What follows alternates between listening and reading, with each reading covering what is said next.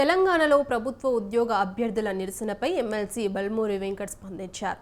పరీక్షలు వాయిదా వేసే ఆలోచనలో ప్రభుత్వం లేదని ఆయన స్పష్టం చేశారు. ఏడాది కాలంగా డిఎస్సి పరీక్షలు వాయిదా పడుతూనే ఉన్నాయన్నారు. ఉద్యోగాల కోసం ఎదురుచూస్తున్న వారిని దృష్టిలో పెట్టుకొని పరీక్షలు నిర్వహించాల్సి ఉంటుందని ఎమ్మెల్సీ వెంకట్ తెలిపారు. గ్రూప్ 2 వాయిదా అంశం సీఎం దృష్టికి తీసుకెళ్తామన్నారు. 25,000 పోస్టులతో త్వరలో మెగా డిఎస్సి నోటిఫికేషన్ ఇస్తామంటున్న ఎమ్మెల్సీ బల్మూరి వెంకట్తో మా ప్రతినిధి విశాల్ ఫేస్ టు ఫేస్. కొద్ది రోజుల పాటు వాయిదా వేయాలని తెలంగాణలో గత కొన్ని రోజులుగా నిరుద్యోగులు నిరసన చేస్తూ వస్తున్నారు. ప్రస్తుతం మనతో పాటు విద్యార్థుల నిరుద్యోగుల పట్ల పోరాడి ప్రస్తుతం ఎమ్మెల్సీగా కొనసాగుతున్న బల్మూరి వెంకట్ ఉన్నారు. వారిని అడిగి తెలుసుకుందాం. డిఎస్సి లేదా గ్రూప్ 2ని వాయిదా వేయాలంటూ అభ్యర్థులు నిరసన చేస్తూ వస్తున్నారు. దీని మీద మీరు ఏం చెప్తారు? ఇప్పుడు నా దగ్గరికి ఇద్దరు వస్తారు స్టూడెంట్స్. వచ్చినప్పుడు నేను వారికి స్పష్టత ఇచ్చి ఏది వాయిదా వేయగలుగుతాం, ఏది వాయిదా వేద్దాం ఒక పేపర్ పైన కాగితం పైన పెట్టి స్పష్టత నేను ఇవ్వాలి.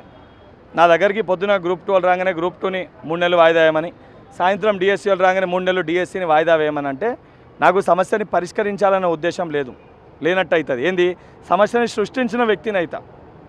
నేను వచ్చినప్పుడు డిఎస్సి గ్రూప్ 2 ఇద్దరు కూడా 3 నెలలు వాయిదా వేయము. ఎందుకంటే ఇద్దరు వచ్చింది ఏంటంటే వారం రోజుల వ్యవధిలో ఎగ్జామ్ ఉందని.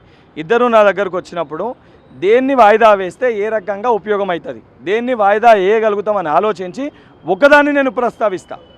అయితే డిఎస్సియా గ్రూప్ 2ఆ రెండింటిని నేను ప్రస్తావించిన అంటే నేను ఉద్దేశపూర్వకంగా దీన్ని రెచ్చగొట్టి ఈ ఇష్యూని నేను లబ్ధి పొందే ప్రయత్నం చేస్తున్నానని స్పష్టంగా అర్థమవుతున్నట్టు. అదే ఇప్పుడు బీఆర్ఎస్ బీజేపీ పార్టీ నాయకులు చేస్తారు. డిసెంబర్లో గ్రూప్ 2 పెడితే ఇలాంటి గొడవ ఉండదని అభ్యర్థులు అంటున్నారు. పెట్టాలి మరి డిఎస్సిని ఎప్పుడు పెట్టాలి? గతంలో వాళ్ళు ఉద్యోగాలే ఇవ్వలే. ఈరోజు మేము ఉద్యోగాలు ఇస్తామని అంటే అది జీర్ణించుకోలేక తట్టుకోలేక ఎగ్జామ్స్ని పోస్ట్ పోన్ చేయమని అంటారు. నవంబర్లో కండక్ట్ చేసేది ఉండే గత ప్రభుత్వం ఈ డిఎస్సిని. ఎలక్షన్ కోడ్ కారణంగా పోస్ట్ పోన్ అయింది.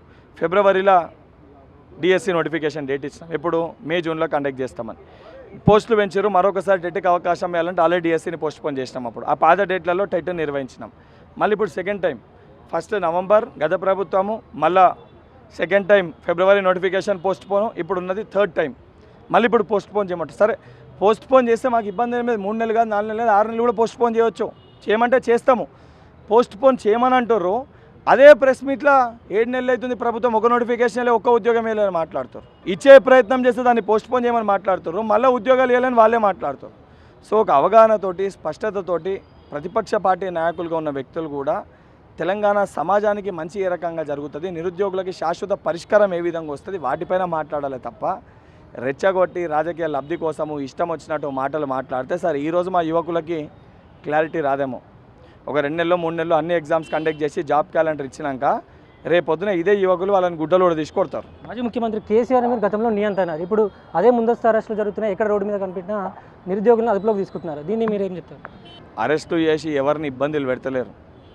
సంపూర్ణంగా స్పష్టతతోటి దేనిపైన ఏం నిర్ణయం తీసుకున్నాం ప్రెస్ ముఖంగా మనం చెప్తున్నాం. గతంలో డిఎస్సి క్వాలిఫై అయిన అప్లై చేసుకున్న స్టూడెంట్స్ 1,70,000 మంది ఉన్నారు. కొత్తగా అప్లై చేసుకున్న 1,10,000 మంది ఉన్నారు. 1,70,000 మంది మేము ఎప్పటికీలో చదువుకుంటాం, మాకు ఎగ్జామ్ పెట్టమని అంటారు.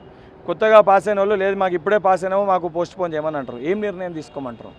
సో ప్రభుత్వం లీగల్గా ఏం ఇబ్బంది జరగకుండా లార్జర్ ఇంట్రెస్ట్లో ఏ నిర్ణయం అయితే తీసుకోవాలో ఆలోచించి దానిపైన నిర్ణయం తీసుకోవడం జరుగుతుంది. గురుకులాలు ఎగ్జామ్స్ పూర్తి 6 నెలలు అయిపోయింది, రిజల్ట్స్ కూడా వచ్చినాయి, కానీ ఇప్పటివరకు కూడా ఒక్కరికి ఆర్డర్ ఇవ్వలేదు.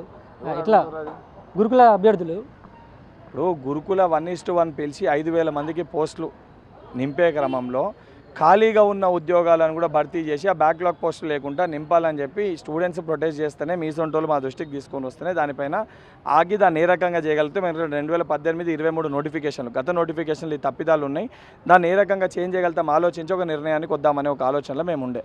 ఫైనల్గా జాబ్ క్యాలెండర్ ఎప్పుడు రాబోతుంది? అదేవిధంగా నిరసన చేస్తున్న అభ్యర్థులు ఏం చెప్తారు? మా యువకులకు కానీ ఎవరికన్నా 100% వాళ్ళకి నిరసన చేసే అర్హత ఉంది. ఎందుకనంటే ఈరోజు మీకు నచ్చిన విషయం తెలిసినప్పుడు వెంకట అనేటోడు మంచోడు అవుతాడు, మీకు నచ్చని విషయం చెప్పినప్పుడు కోపం వస్తుంది, అది వ్యక్తి స్వభావం. కానీ వాస్తవానికి ఏదైతే సమాజానికి అవసరం, ఏదైతే రేపటి తరానికి అవసరం దాన్ని ఆలోచించి మనము సమస్యని పరిష్కరించడానికి మేము సిద్ధంగా ఉన్నాము. మీరేదైతే ఇబ్బంది పడుతున్నారో 100% జాబ్ క్యాలెండర్ మీకు మళ్ళీ మరొక డిఎస్సి కూడా ఉంటుంది. మేము చెప్పిన విధంగా 25,000 పోస్టులను తప్పనిసరిగా డిఎస్సిలో కాంగ్రెస్ ప్రభుత్వం ఈ ప్రభుత్వం తప్పనిసరిగా భర్తీ చేస్తుంది. రైట్, నిరుద్యోగులకు సంబంధించిన సమస్యలు పరిష్కరించడానికి కాంగ్రెస్ ప్రభుత్వం కట్టుబడి ఉందని, అభ్యర్థులకు సంబంధించిన ఎలాంటి సమస్యలు ఉన్నా నేను తాను ప్రత్యేకంగా సీఎం దృష్టికి తీసుకెళ్లి ఆ సమస్యల పరిష్కారం కోసం కృషి చేస్తానని ఎమ్మెల్సీ బల్మూరి వెంకట్ అంటున్నారు. కెమెరామెన్ జానకితో విశాల్, స్వతంత్ర న్యూస్.